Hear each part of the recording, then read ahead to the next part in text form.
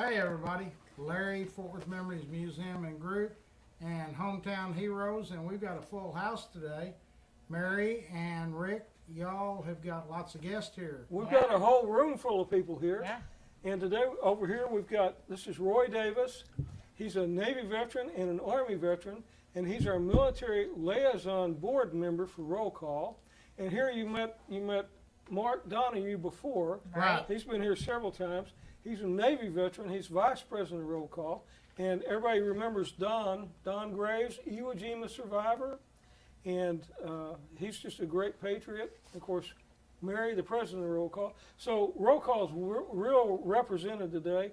And we're just going to kind of talk a little bit today and tell about things that we do for roll call. Roy, he's the curator. Is that what you call the people that take care of museums, or? I guess you could call me a curator. I didn't go. I never went to school, no formal education, but yes, that's what I do. And you're a collector, so. And I collect. I think we're all collectors, one way or the other. Absolutely, and that's the fun part, collecting. Mary, tell us about roll call. So good morning. We had a great roll call lunch this past Friday. Just full house. Lots of wonderful people, lots of wonderful food. We had our speaker was Dwayne Williams, who many of y'all saw here on the show, Vietnam vet. We had a couple of other speakers. Carrie came and talked about Hometown Heroes. We talked about the bike giveaway, so hopefully we'll get some more bikes going on. But, really just trying to get out there and do everything we can. We're very busy this next couple of weeks because, of course, Veterans Day is upon us. Yes. And Don, this is his second engagement today, and we have to leave a little early because he has his third engagement today. But this morning, Don was the oldest Marine cutting the cake and singing God Bless America, and maybe we'll get him to do that this morning while we got him here. We've had some requests for that. Yes. I think, didn't we get some Yes. online for him to come back and visit and sing God Bless America for the audience? Yes, we did. But so we went this morning to Judge Carr's court where he holds veterans court. Judge Carr's getting ready to retire. Yes, he is. But he's been, for 20 years, he's been recognizing the Marine Corps birthday, which is upon us, which is, of course, why Don was there this morning. And they did a little celebration, had some Marines out there. He got to be the cake aficionado, him and the youngest Marine. So that was pretty cool. But Judge Carr's getting ready to retire. And for those of you out there that don't know about Veterans Court and what Judge Carr does, this court, and the court will continue past Judge Carr. Sure. But if you have a veteran who, let's say, they've run into some trouble with the law, that's not, like super major stuff, but DUIs, some other small things that, if this is something that could potentially affect them from getting a job, from security clearances, anything like that, if they go through Veterans Court, then they get that if they follow all the rules. And I'm going to tell you, it is not easy. Like it's significant the amount of things they have to do when they go through Veterans Court. But if they complete that program, then their record is expunged. And so then it doesn't affect their employability or anything else. It's a really important benefit that we have for our military. So currently serving military can use it as well. Of course, as a first sergeant, I had some of my folks that I encouraged, and at least one of them did go through the program. But it's a program a lot of folks just don't know is out there, but our vets should know about it and get more information. So certainly can contact us at Roll Call and we'll give them the information, or contact the Veterans Court directly. But it was really awesome. We got to be with Judge Carr on his last time while he's a sitting judge to celebrate the Marine Corps birthday. So that was really cool, and they honored Don, and that's always really cool. And like you said, this is a busy time of year. Veterans Day, we're getting a lot of requests to have our veterans come to schools and different places to be there. But with our board members that we have here, with Roy and Mark and Mary, you're looking at people that have dedicated thousands of hours over the last several years just taking veterans places. I mean, Mark and I, we took Don to Pensacola. That was a trip. That was a long ride down there, but it was fun. It was a fun drive. It was Look at Don's face. He's like, that was memorable. It was a good meeting. And then we went to the Iwo Jima Veterans Reunion too. Remember, we took him back and forth. But with Roy and Mark, they were both in the Navy. And Roy, he was on the Carl Vinson. And that was an aircraft carrier, and it was brand new. I mean, it still had the dealer tags on it. I commissioned it in 1982 in Newport News, Virginia. And you made the it was I did I made the initial world deployment on it. That's pretty special. From Norfolk, the long way, no canals, all the way around to Alameda, California. And it's a nuclear powered aircraft carrier. Yeah, CVN 70. You were on a nuclear powered submarine. That's correct. You were a nuke. So did you go? They don't go through the Panama Canal, do you? Well, we didn't when Okay. I was on board, but when they decommissioned the boat, I'm a plank owner on the other end. Okay. Roy's a plank owner on the commissioning. Okay. So I'm a plank owner on decommissioning. so did y'all get a certificate? I have a plank owner certificate. I don't know if I'll live long enough to ever get a piece of the plank in my boat. Yeah. But Mark was on the other, like you said, the other end. I know that when my brother was in the Navy, Ken, they went to across the Arctic Circle or something. They got some kind of certificate nose. for being a blue nose. Yeah, I've got a Magellan certificate for going around the world. I've got a Golden Dragon for going across the 180. I've got a shellback for crossing the equator, and I've got a You've been around. plank owner for being an original crew member of a brand new Navy ship. And so, Wow. And so you were whenever they decommissioned it, the last voyage or something. Last crew, Okay. and I've actually got a piece of the hull out in the car. I didn't think to bring it in, but I was kind of a scrounger whenever we No. were cutting the submarine up. I was always collecting things that weren't needed anymore. I've got a couple things that Mark gave me a battle lantern that they use during general quarters when the electricity goes out, and I've got that in our. One of these days, I'll probably be showing that in the museum. And both of you collect a lot of memorabilia. Roy more so than you do. Mark collects it and gives it to me. A lot of times. Gave him some yesterday. Yeah. Got some yesterday. And you know, roll call. We have a mobile museum. We've got it outfitted with a lot of artifacts and memorabilia that our members' families have given us. Sometimes the members give it to us, and it's a really good collection. We take it different places, take it to schools, we take it to different events we go to, and y'all both done a lot of work on that. I've done several assisted living homes in the area. Set not so much taking the trailer there, but setting up inside a smaller display, and I'd leave it there for about a week at a time, so that the veterans there at these homes will have a chance to come by and look, and they always enjoy that. And I've done a couple of schools. In fact, I'll be setting up a school, and I'll leave it up for about a week here. North Richland Hills, this will be the third year in a row that I've set up for North Richland Hills Middle School. And it's good for the school kids to see the different kinds of Sure it uniforms. is. And I've gone in I went in last year during their lunch hour, and each group that came in to eat lunch, I was there to talk on the mic and tell them a little bit about what was there, and if they had questions, they could come up and talk to me. It was kind of neat, kind of a neat thing for the You kids. need a lot of, you get to interact with a lot of different people. Absolutely. Because Yeah. everybody's kind of interested, or they have a story, or sometimes they have memorabilia that belong to maybe their great grandfather or something, Yeah. and they don't know what to do with it. They don't. Nobody really cares about it, but it's got sentimental value. But if somebody has something like that, they can sure call roll call, and we can add it to the collection. Absolutely, I'll take good care of it. A lot of that stuff, over the years, I run into it all the time with people telling me that they threw those things away when they got out of the Yeah. military. That's horrible. And I say, don't throw them away. If you want me to come pick them up, I'll be more than glad to come pick them up, and we'll honor those things and display them and memorialize them, or there's lots of different things you can do.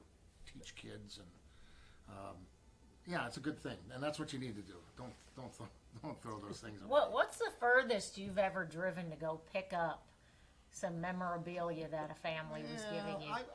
Since I've been with Roll Call, and we haven't been doing the museum that long. It's been about a year and a half, I think.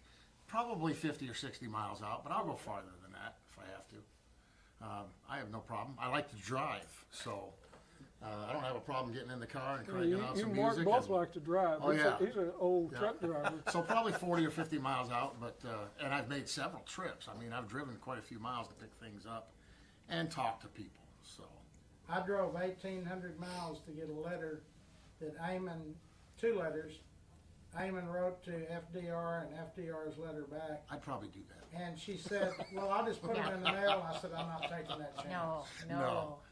Yeah, But yeah, to Rick's point, if anybody out there is listening or knows of anybody that has artifacts, items of clothing, anything that they go, I don't really know what to do with this, it's really not very important to me, please don't give it to Goodwill or any of the rest of these guys. Please give They us put a it call. in the dumpster. Yeah. Email us. We'll get Roy in contact with you and make sure that is preserved, because we do want to share the story of our local veterans, and that's the beauty of it, is that we get to do that in that museum. Sure. So real quick story, and I showed Mark yesterday, when we met with a couple veterans yesterday and took them out and had a burger and a drink, and it gets them out of the house and just gives them a good day. Anyway, I was going through some things the other night that I had, and I had a thesis that one of our members brought in his dad's things that he had when he was in the Air Force and the Army Air Corps. And one of the things was a hardbound thesis that this guy did when he went to Baylor University in 1954. And it's the history of the Air Force. And I was going through it the other night, and I noticed Charles E. Yeager's autograph was in there. Wow. And he signed it Charles E. Yeager. Most everything that Chuck Yeager signed was Chuck Yeager. But I did find some others, and I compared it, and it is his autograph, and I found it in that book, and I didn't know I had it. I thought that was really cool. Sure. And we were talking earlier about the find. That's the fun part about museums and collecting and the whole history thing, is the finding something like that. And so to find this guy's autograph was kind of cool. Anyway, Sure. that's my story.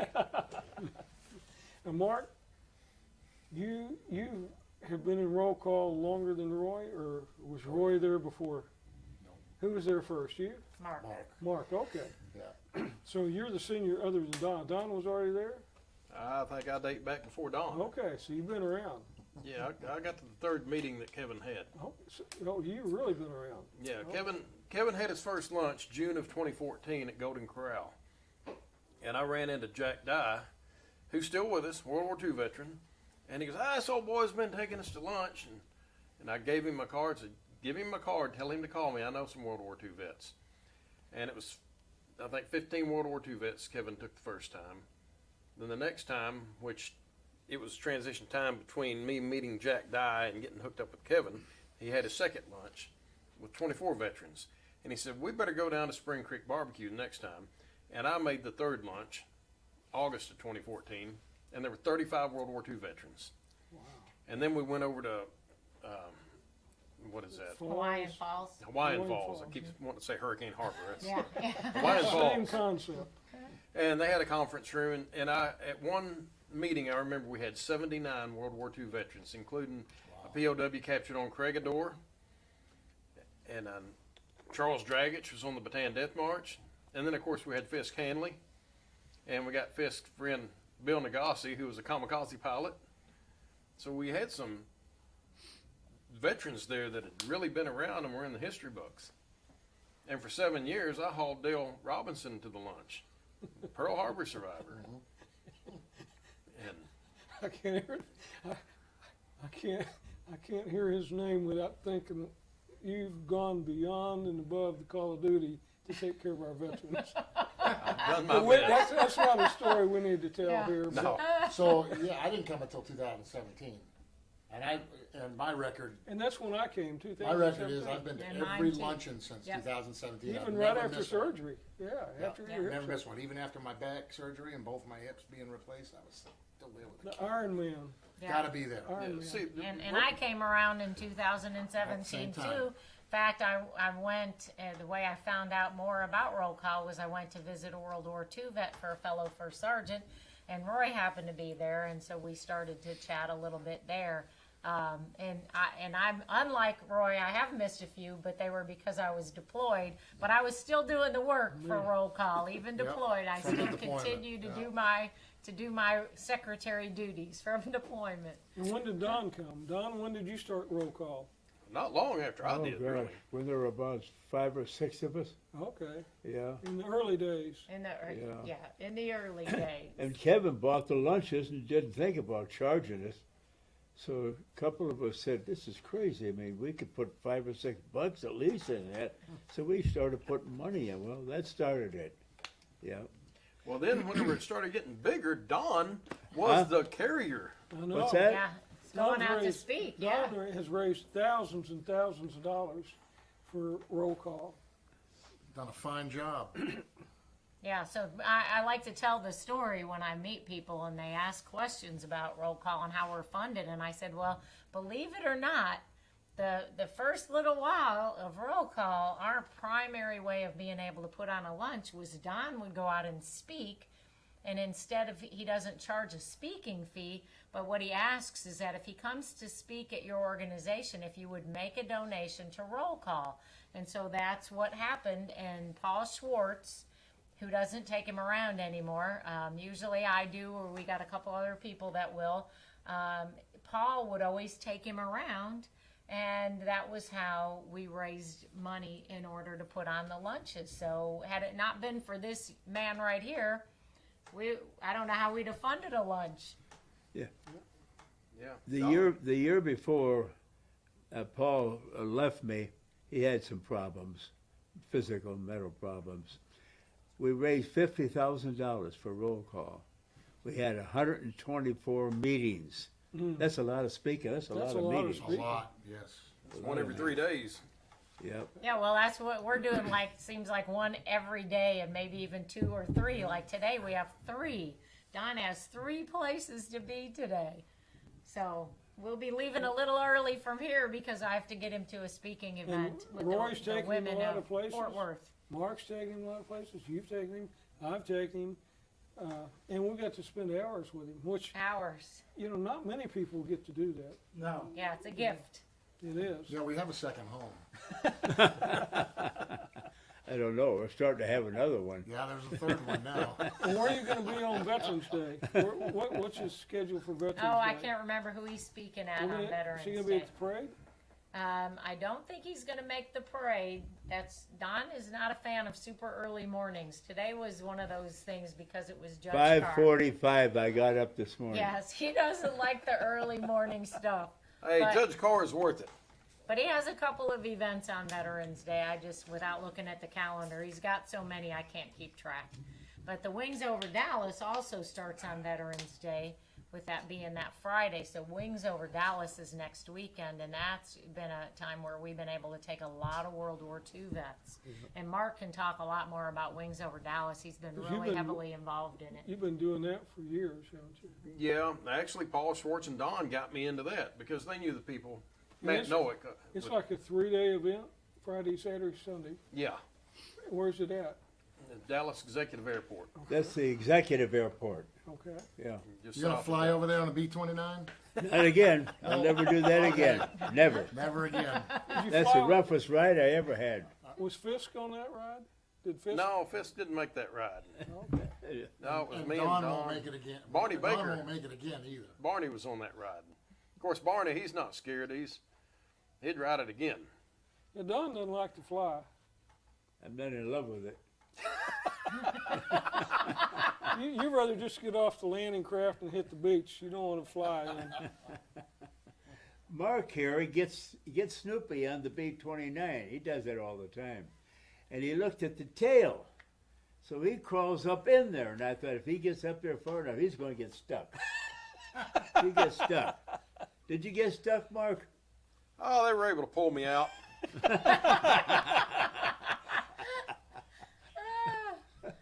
Oh, never a dull moment.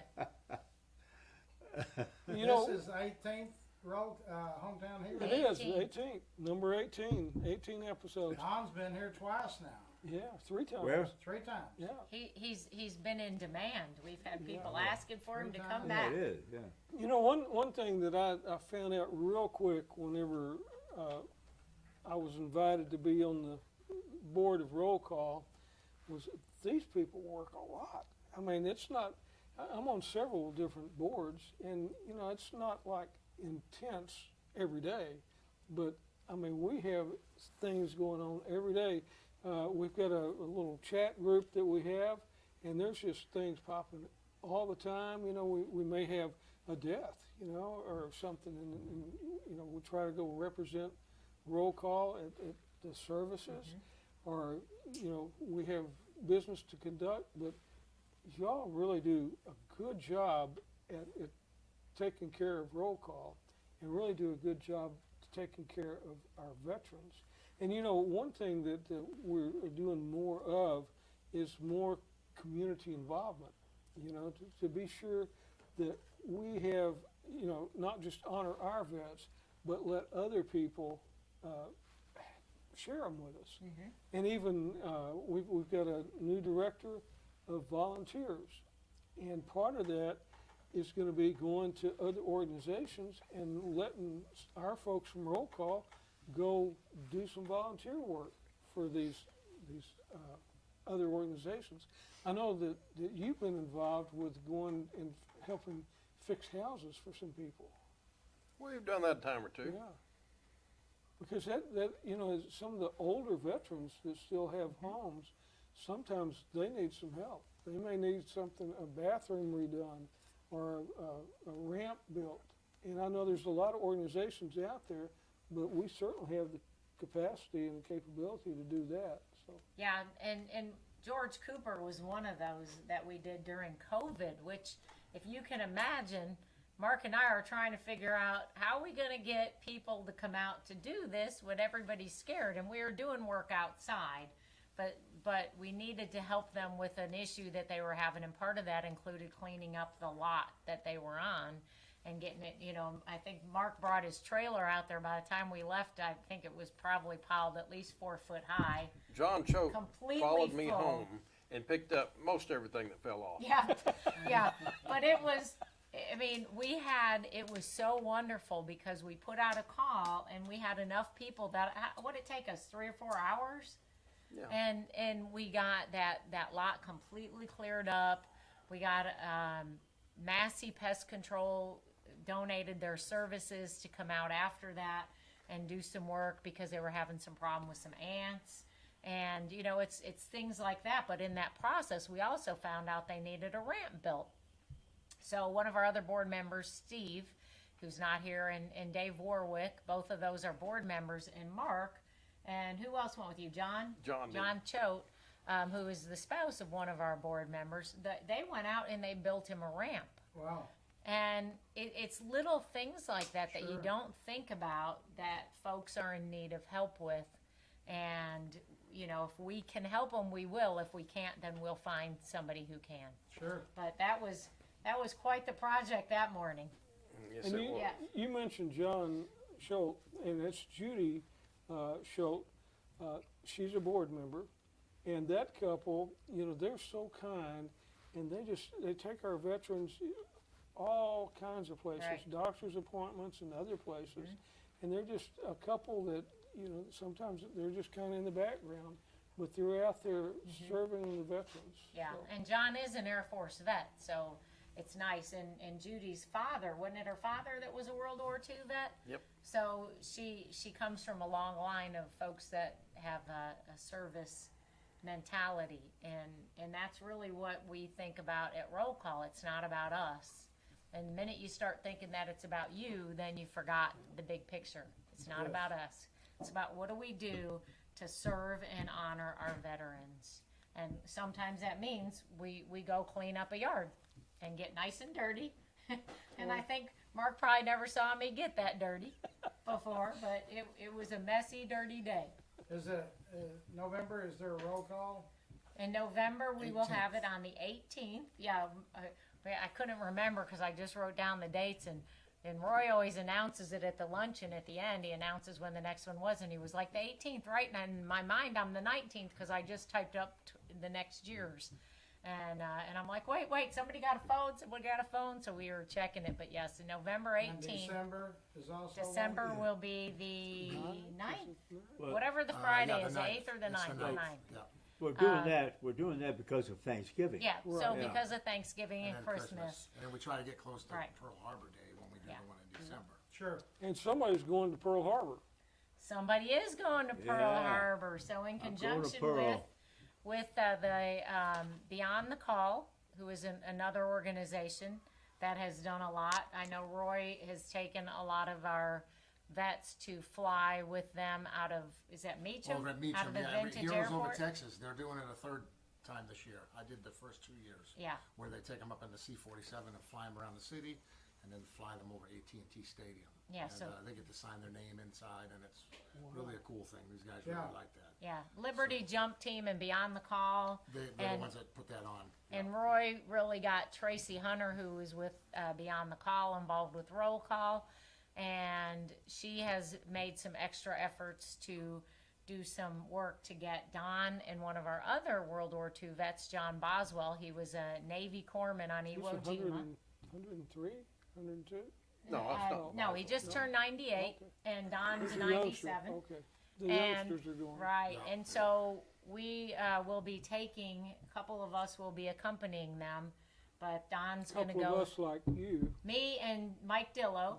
Yeah, I don't know, Roy, you and Mark, have you ever noticed that sometimes you'll call Don about something and he's real reluctant to go, and then all of a sudden somebody else might call him and he And they say, shows "Oh, up? sure. Oh, yeah. Yeah. No problem. As long as Yeah, Roy's if not it's picking Mary, me up. if it's Mary or some other. He gets kind of choosy about his Oh, rides. Yeah. Yeah. Yeah, he let- does let me prefer say- the You women. just feel safer, right? Yeah, I found out one thing. I got a calendar on my desk. She'll call me. And if I get something, I have to let her know. Otherwise, she's going to book double. So I'll just tell you this. Never have a member of the family take care of your calendar because you're going to spat over it. Yeah, Remember And you that. do a good job. yeah. So yeah, that's the way that calendar works. But Don is going to go to Pearl Harbor in December, and they've got some things lined up. Black Rifle Coffee is sponsoring the trip, and they're going to have a couple Marines with him, and they're going to get some stories and go do some fun stuff. Well, while you were there with Black Rifle Coffee, I just keep hitting roadblocks with them. I go to these events, like the Special Operations Warrior Foundation, and they sponsor it all, and I talk to those people from corporate, and wanting to get some local stuff. We got a Benbrook store, and I hit a roadblock there. I talk to the Texas people, hit a roadblock there, talk to the store. Oh, it's a corporate store, you got to go through corporate. Well, whenever you're there, kind of say, hey, can you help us? Absolutely. We just would like to celebrate this company that loves our veterans. I was going by there not too long ago with their store in Benbrook, and there's two employees taking down the American flag, in the evening, and they put it up. They have a time to put it up every morning. Morning And it's- colors. Yeah, it's a ritual they have, Wow. and not many. Brand X doesn't do that. No. Right, I don't know right. if they have. I don't know if Brand X has American No, flag. I don't think they do.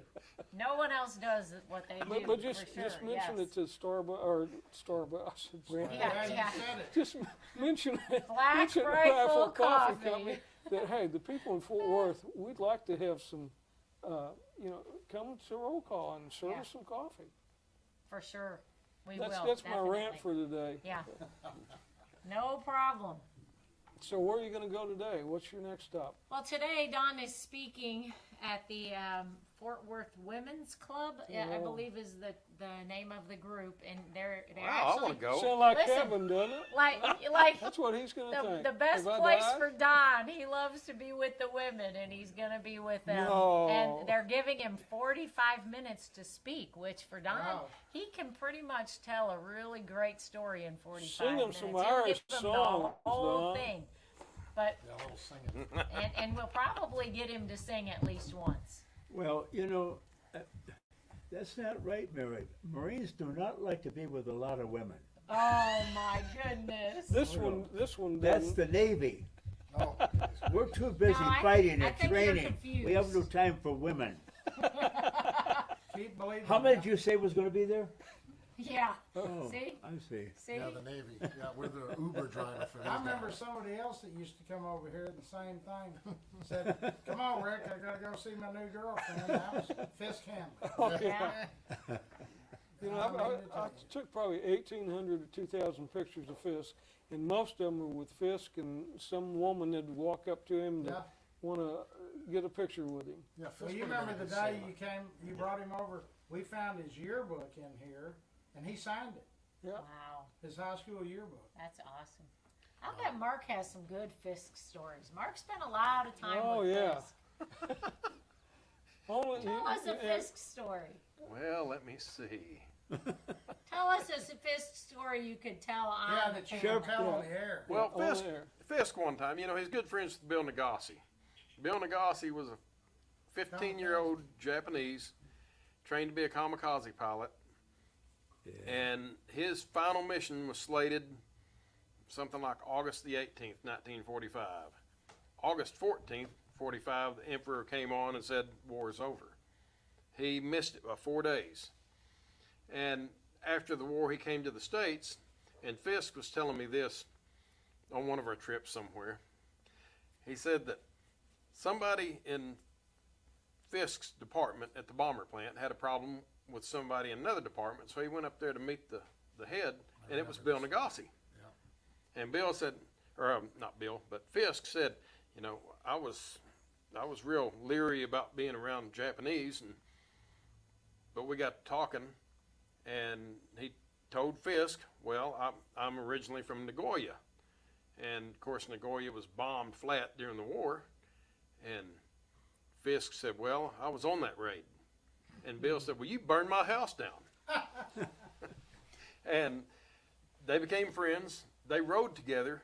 In 2008, I drove up to the Iwo Jima survivors reunion in Wichita Falls, and just as I got there, Fisk and Bill Nagasi were pulling in. They drove up together, and Fisk told me a few stories.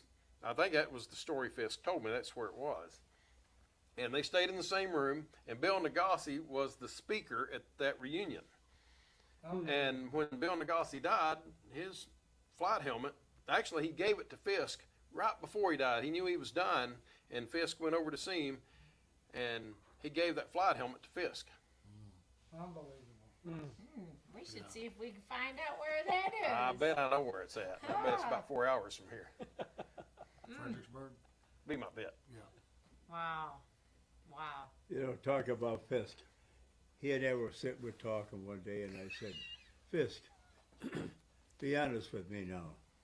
When you guys were flying into Tokyo in that rig, that B-29, did you wear helmets? Oh, no. Well, you should have.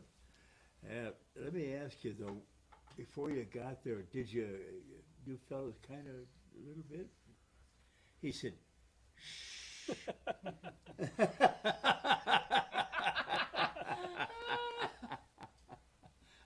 Yeah, for those that don't know about Fisk, he was on a B-29, Flight engineer. flight engineer, kind of set back behind the cockpit, and then it got hit by flak as they were making their bombing mission, and it caught on fire, and somehow you tell the story about how he got out of the airplane. Okay, they went in to drop mines in the Shimonoseki Okay. Straits, and so they had to come in at low level. The intelligence didn't pick up the fact that the Japanese fleet had pulled into the Shimonoseki Straits that day. So they come in at night to drop these mines, large, slow bomber, and all of a sudden these 36-inch and 48-inch searchlights on these ships start lighting up the sky.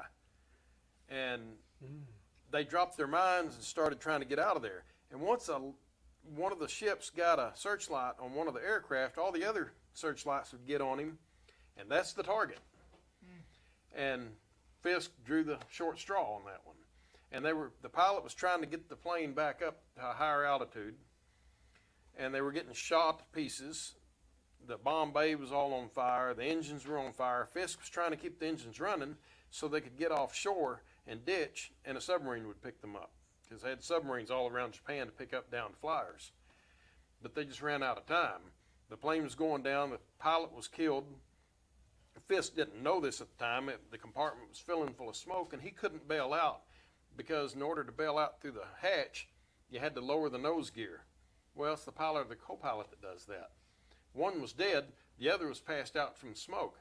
Fisk opens up a little hatch and sucks in some air, and it's clears out the smoke. The co-pilot revives. He's, oh, I got to get out of here. Hits the nose gear, and Fisk is sitting back there wounded, thinking, well, this is it. All of a sudden, he sees the sign that the nose gear is going down. Somebody comes out, opens the hatch, and dives out. And Fisk said, I'm with you. I'm with you. Behind you. And they're the only two that got out of the plane. I bet he said a prayer after that. I thought I read somewhere where once he got out of the plane that he had trouble trying to open his chute. Well, I don't know how much trouble he had, but he didn't have much time because they were less than 4,000 feet when they bailed out. I bet once that got open, he said another prayer.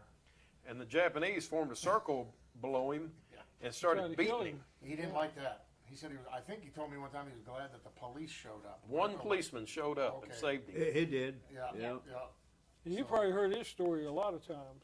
Yeah, you Did you? know, let me tell you about that policeman. When they took him to that one of the worst jails that there was in Tokyo, I don't know what Fisk didn't say with this, but he said something, and the Japanese took the butt of his rifle and smacked him inside of the head. He lost that one ear. Did he really? Remember that? Yeah. Yep. Well, Mary, you're going to have to leave in just a few minutes. you Yes. think? Don, can you sing "God Bless America" for us? Well, I You- think you- so. How you long remember ago that? did I do it? About You got- 2 hours. You got your vocal cords all warmed up In and about an everything, hour, right? he'll be singing it again. I'll try. Okay. All Now, right. folks, this is a treat because you're going to hear.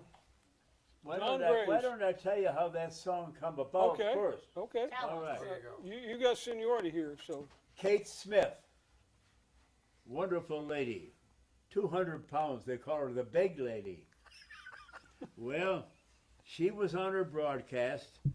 Irving Berlin was a good friend of hers. So she got a hold of Irving Berlin. She says, Irving, she said, the American people are ready for another patriotic song. Now, this is during the war. And he said, I'll see what I can do. About a week or two later, he came to her and he gave her this copy all done up. And it was God Bless America. And she opened that song up for the first time on her broadcast. And all you got to do is go for Kate Smith on the internet and she'll sing. And I'm telling you, it'll just give you goosebumps. She continues to hit high and high and high, and then she goes down again. Did an excellent, beautiful job. Yeah. All right, I'll do a little bit for you. God bless America, land that I love. Stand beside her and guide her through the night with the light from above, from the mountain to the prairie, to the ocean, white with foam. God bless America, my home, sweet home. God bless America, my home, sweet home. That was very fantastic. good. Mr. Wow. Don I Graves. recorded it. Pretty good stuff there, my friend. It gets better every time I hear it. Where is Don off to now? Don is going to go, he's got a speaking engagement with Fort Worth Women's Club, and they are going to graciously give him plenty of time to tell his whole story. It's going to be awesome. Whenever he last gets time I enough time, it's great because he can really tell Last it. time I spoke with a women's group, I got up there and I usually at least at 20 minutes. She said, you have 10 to 12 minutes. I said, lady, I can't even tell you my name and everything on that time. So I got up and I got 15 and she's down, you have to stop. Right in front of everybody. And I walked off that, walked over, got a hold of Paul. I said, let's go. And out the door we went. Well, you got plenty of time today. I got good time this time, unless there's someone there that says we have to really cut it short. I hope they don't. Women are touchy. They're funny. Oh my goodness. Yes. Start the woman's deal. Oh, there. Better watch no. out. You're That's gonna be why I don't walking want home. nothing to Yeah, do with you'd him. be walking home. Nothing at all. Yeah, how you gonna hitchhike to your next engagement? Yeah. What'd you say back there, Mark? He just looking. You're gonna don't make Mary mad. You'll be walking. And I'm not giving you a ride. We'll let y'all go on, All and right, then yep. we'll continue our show here. Y'all have a good rest of the show. Yes. All right, Don, you get it? Don, All thank right, you. Don, for, get out of my chair. What are you gonna do? gotta You're go. gonna leave. Oh, we gotta go? You gotta go. You gotta go. hit the beach. Well, let me get out of here. We're gonna stay. It's a booby trap. You got women to go talk to. Oh, let's go. See y'all next week. Hey, Mary, here's Don's water. Make sure he drinks it. Oh, yeah. Yeah, drink that water. I did start it. What a great American. Yeah, she's a great American. And- Absolutely. And we've been blessed to be with these great Americans that we've been with. I mean, you know, during COVID, we lost quite a few of our veterans, not just World War II veterans, but we lost a lot of them. And that's one of the sad parts about doing what we do, is because we get so attached to these people, Sure. and then we lose them. You know, this I last never, week, I never thought about funerals and things when I came on roll call. It just didn't cross my mind. And then all of a sudden, it crossed my I mean, mind. every month at Yes. roll call, Mark gets up there and tells about the members that have passed away that Well, you know, whenever you make your friends 95 to 100 years old, it's kind of occupational hazard, isn't it? yeah, you know what the end result's going to be. That's right. And you know, at roll call, we each member usually picks up on certain. I mean, there's 1,200 on our roster, so we never get a chance to really personally get to know every one of them. There's just not enough time. But I've got attached to a few that I visit on a regular basis and eat breakfast with on a regular basis. Mark and I have a couple of veterans that we hang out with all the time, and we get real close to them.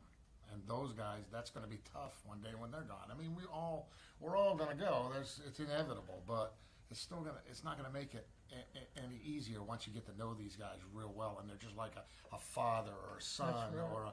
or just a really good friend or a relative, or you know. And one thing real quick that really makes me feel like I'm doing my job at roll call is when one of the members calls just to tell me thank you for what you do. And I've had that happen before, and it's like, wow, that really makes me want to do things work even harder at this. Just Sure. call me up to say, I'm just calling you, Roy, to let you know that you do a great job what you do. Wow. Hey, Something Roy. else. How many times you've been out in public and you just run into somebody and you don't even recognize them, I was in but they recognize you? I was in Burleson one night listening to a rock band play right up front on stage, and somebody come up to me and tapped me on the shoulder and said, I know you, you're roll call. You run roll call. Well, I don't run it, but no, I've seen you there. And I was like, in Burleson? I never go to Burleson. That's kind of a little drive from my house. But anyway, it kind of touched. Yeah, it kind of touched me when. Kind of nice Yeah. to have that gratitude. Yep. One of my friends at work that works for the railroad said they were coming back from Oklahoma City because they had to bring a train up, but there was not a train to take back to Fort Worth. So what they call deadheading back. They get in a van and they drive back to the home terminal.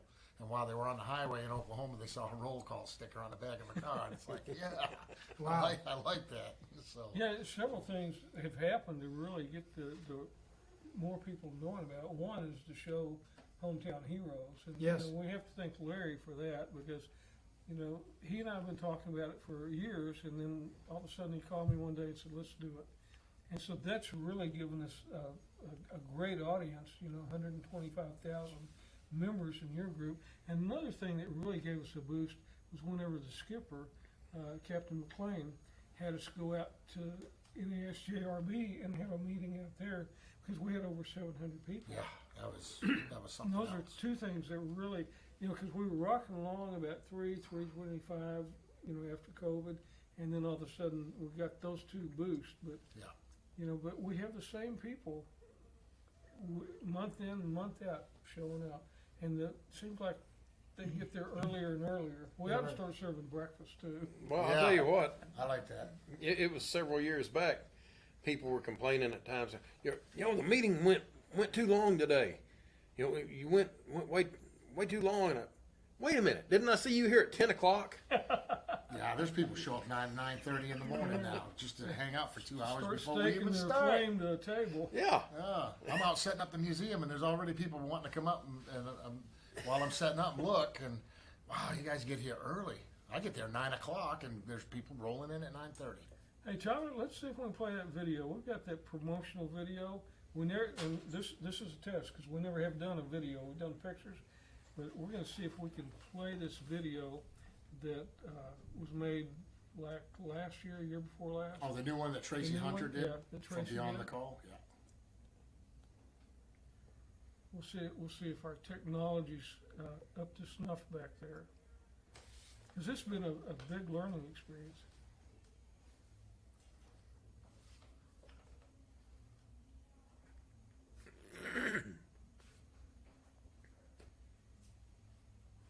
Looks a little slow. I think once it feeds through. Rick Plunkett. Yeah, I need to call him. He's yeah.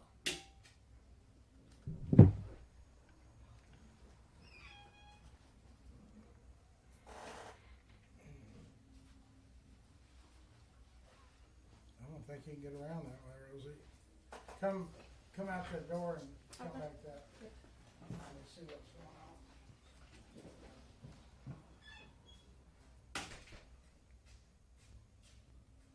No sound? Okay. What we'll do, we'll post a link to that video because they aren't getting any sound on it, so we'll post a link to that and see how that works.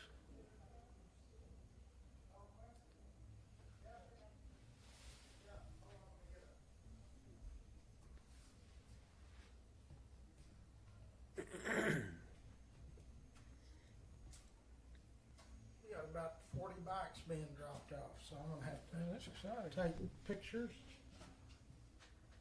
Okay, you can go back to the video. I mean, we'll just post a link to that video. Do we have sound now? Okay. Yeah, we were trying something new here, but we gotta practice. Technical difficulties. Technical difficulties. That's all right. It's always good to try something. But we'll post a link to that because, you know, it'll give people a real good feel of what roll call is and how it all works. But, you know, we have a lot of joy and happiness that comes with doing this. I mean, I get a lot of satisfaction myself from being there, and you know, I don't engage too much because I'm just zoned out trying to take pictures. But I'm trying to get better at that, you know, because people start talking to me and think, man, there's a picture I just missed, you know. But both of you guys, you do a fantastic job doing the things that you do for roll call. And another thing that Roy does is you get the honor guard or the color guard to present the colors. You get somebody to sing the national anthem and a prayer and say the Pledge of Allegiance. Yeah. So if there's somebody out there, an organization, ROTC, how can they can just get a hold of us here at Hometown Heroes, and we can connect them up with you. Absolutely, or get on our webpage and drop an email to the, I guess it's the info, kind of the generic email address, Yeah. info@roll-call.org. I'd be more than glad to have anybody that would like to come and take part as far as color guard. I'd be more than happy. I've engaged probably about 8 or 10 different groups, from Young Marines to JROTC, from Joshua to The people at Keller Joshua, they ISD. come along. They do, yeah. Charles and his group. They have done quite well for us, and really appreciate all their hard work. So yeah, anybody just get a hold of Hometown Heroes or get on our website or our Facebook page, and we'll get them in there. And what Mark does, Mark kind of gets the speakers lined up, and Mark and Roy both are out all the time looking for stories. Looking and for then, blue hats with the yellow writing on the front. Prowling, I think is Prowling, correct. yeah. See, Mark, if he sees somebody working out in their yard and they look old enough to be a World War II veteran, or he'll just pull over and, hey, you a veteran? by any chance. But that's you how know? we met a lot of people and gotten a lot of good stories. That's how you do it. Yeah, Yeah. Look at license plates. yeah. Well, That's a dead giveaway. and tell us that story about you saw that license plate and they served with your uncle or something. Okay, I was driving down the road. I saw a Purple Heart license plate, and the guy pulled into a chicken place. So I went into stalking mode and pulled in behind him, and got out. And he got out and said, "What outfit were you in?" It's a Purple Heart plate, and so I figured, he's probably a Vietnam vet or something. And he got out. And, no, this is my mother's car. My stepdad was killed in Vietnam, and so as survivor's benefit, she has a Purple Heart plate. And he said his name was George R. Wall. And I said, George R. Wall. I couldn't tell if he's saying George, middle initial R, and Wall, or R. Wall. And I said, how do you spell it? And he said, Wall, W-A-L-L. I said, what outfit was he in? He said, he's in the Army.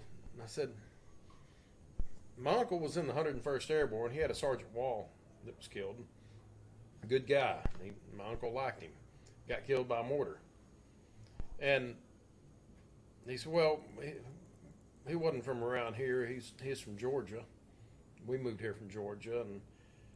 And I said, well, I want to say the guy's name was George Wall because I looked him up once years ago, and I think he's from Georgia. And I got his number. He got mine. I left. About 10 minutes later, after he got home, he called me and said, I'm looking at the information here, and yeah, George Wall, he was in the 2nd Squadron, 17th Cavalry, 101st Airborne. I said, that's the same guy as Sergeant Wall that my uncle told me about so many years ago. And he was just 40 or 50 yards at most, might have been closer, from my uncle when the mortar hit. Because they were caught in the open, 6 or 8 mortar rounds hit, and about half of the guys, there were 2 squads, about half were wounded, and Wall was killed. And here I am, I just tracked down a license plate over here in Hurst, and it was, Matched his Well, family up with your family. yeah, there's 58,000 people killed in Vietnam. Well, 1 in 58,000 chance of me. Running into Running into somebody him. that your uncle, And we went and visited his wife. did you? Yeah, his I went wife with lives Mark here in the over there to- Metroplex. Yeah, we went over and visited with her. Do you know, like Gold Star wives like that and Gold Star children, back in Vietnam, we didn't have all the organizations that we have now that help these families, Right. the Gold Star surviving families. Because just last week we had Robin Aiken, General Aiken on, and she was talking about her father getting killed in Vietnam. I said, well, you're a Gold Star kid, aren't you? She said, yeah, I guess I am, It never occurred to her? Well, I'm sure it occurred to her along the way, but there just wasn't the support that we have now for Yeah. those, like Gary Sinise and that operate, what's it called? Snowball Express. Yeah, Pope. Well, the last one that I attended, Joe Walsh, the guitarist from the Eagles, Yeah. was He's a there. big I supporter. got a chance to meet him. He was standing right behind me, and turn around, and there's Joe Walsh. It was just cool to meet the guy, and he is a Gold Star. Yeah, he's a Gold Star kid. Yeah, kid, because his dad died towards the very end of the war, I believe, in a plane in an aircraft accident, and they made him a Gold Star kid that night. That was one, I think, the last one, or I think that was the last Snowball Express they did here. Of course, now they've gone Yeah, to, it's to Disney. Disneyland or Disney It's World. probably a better venue than Yeah. taking them to Yeah. stockyards. And, Yeah. Oh, yeah. well, this- there's not a lot of. This woman that Roy and I visited, she lives over in Hurst, and she told us the story. She was 17 years old, working at the Dairy Queen, and lived across the street from the Dairy Queen in a little wood house, frame house. And she was at work at the Dairy Queen and saw a government car come over the hill and pull into her driveway. And that's how she found out she was a widow. That's one thing that I always like to ask, because I'm around a lot of Gold Star parents, and once I get to kind of know them and have a rapport with them, I always want to know how they found out, because I remember watching that movie, Saving Private Ryan. Yes. And how his mother found out, and then listening to his, especially Gold Star moms, how did you find out your son was killed? You know, and just to kind of, and it's not always like it was with Saving Private Ryan. You know, just different stories, and you know, so much emotion in talking to people like that. Yep. And back to what we were talking earlier, and I'm kind of losing my train of thought here. Anyway, here's what I want to say. If there's folks out here that are watching this today, and you know a veteran, or you are a veteran and you've never been to roll call, and you might like to come and share your story, you know, please get a hold of us. And we never pressure anybody into telling their story. If they want to, they can. We're never going to pressure you to do it. Or if you just like to come and enjoy it. And that's how we find, you know, I find guys all the time. This last speaker we just had, Dwayne, I met him at the Cafe Republic not too long ago, and he was one of those guys that wanted to speak. He was on our show Yep. 3-4 weeks ago. Yep, and he's a great guy too. That's another guy we've gone to visit, and But you know, sometimes the veterans may not be eager to tell their story.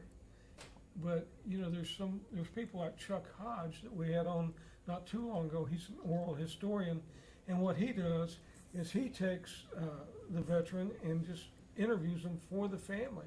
Yeah. So he'll make a tape, and that way the family's got some kind of, you know, they have some kind of knowledge of what went on in the person's life. Because my dad never talked about the war, and one time in the later years, he and my brother took a road trip, and he told my brother some stories. But it would have been nice had he told us all about the stuff, you know, because he had post-traumatic stress. They just didn't call it that. But. You know, and roll call provides a venue to be able to do that. Yeah. A lot of times, these guys that are coming back from combat don't really have anybody to talk to That's right. about that understands. And even though I'm not a combat vet, I understand where a combat vet is coming from because I was in the military and I speak the language, and it's kind of like almost like a club, and it's got their own lingo, and you know, so they're more apt to open up with a bunch of other veterans than they are with just somebody. And those guys, it's fun to watch them interact. The men and women veterans, you know, because they come in. Most of them said the same group every month. Oh, yeah. And wasn't it you that said, you know, these guys don't wear the hats with the yellow writing on it to show everybody that, hey, I was in the military? It's so that guys like Mark and I can identify them, kind of like what dogs do. I mean, dogs can find their buddies out there. We do the same thing. We're just looking for hats.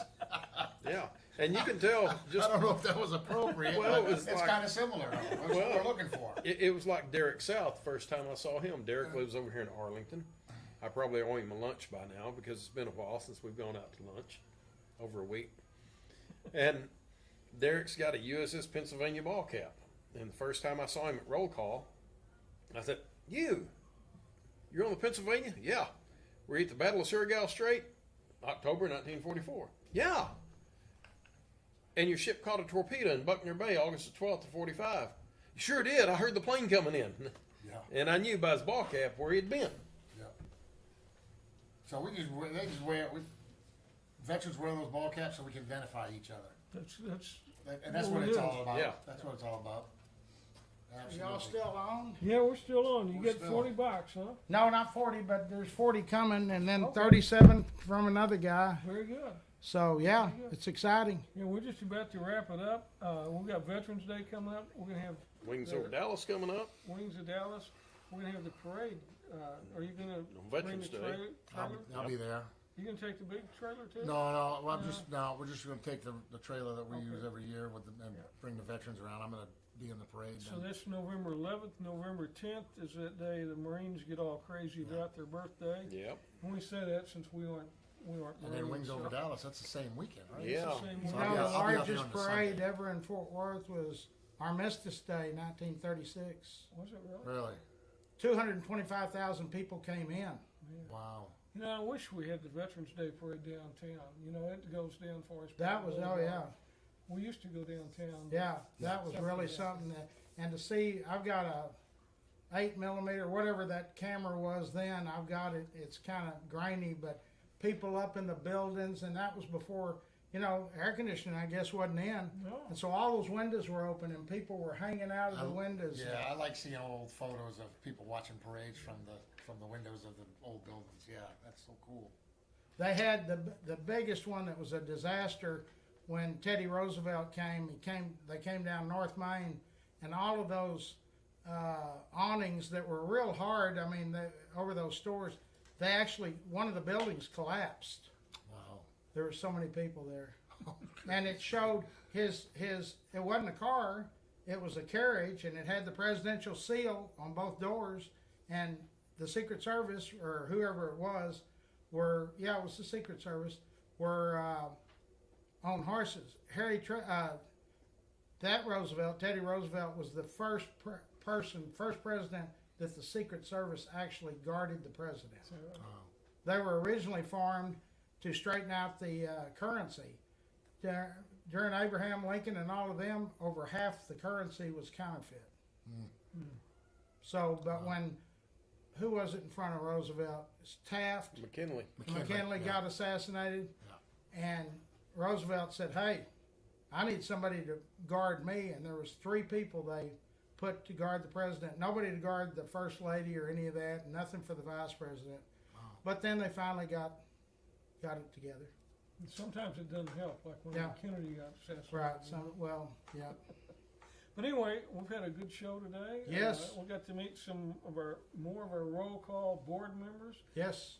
Know a little bit more about y'all, and got to visit with Don. And roll calls November the 18th. November the 18th November and then 18th. December 9th. And When does December the 9th. tickets or you have to RSVP by on?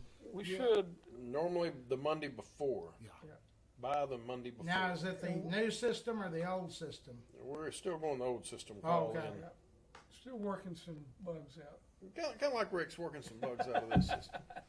Yeah, our video kind of came on, but the sound didn't come on, so I'll just put a link on the video. The bike drive, Larry's got his bike drive going. How's that going? It's going good, but we need the people that watch this video, the Fort Worth Memories people. I'm counting on y'all for 150 bikes, and it's slow. This load that's coming in is off of Fred's, Texas. Okay. And they're going to end up giving them about 150 or 60 bikes. And then he's got another friend of his in business that's bringing another 30-something. So that group is going to bring 200 bikes. That's good. So, but I really need our people that watch these videos, Hometown Heroes, Fort Worth Memories Political Group. I'm counting on y'all for 150 bikes, and y'all need to up your game. Okay. You'll hear that. More bikes. More bikes. Well, until next week, we'll see you. This is Rick with Hometown Heroes. Mary and Don have taken off. They have And we gone thank you, to Roy, other and thank places. you, Mark. I for being thank you here. guys for having me here. And as always, thank you for your support, and thank you for setting us up. And letting us Hey, do you it. know, we never thank the Oh, crew the back here. crew back there, yeah. We got Tyler and Dusty, my 2 sons back there. They come in early and stay late to They do a wonderful job. put up and pack it up and make it run. And they also, y'all can do, if you have a wedding event or something. We can do some video like that, but yeah. Okay. Very good, Larry. Thank you. Thank you. See y'all later.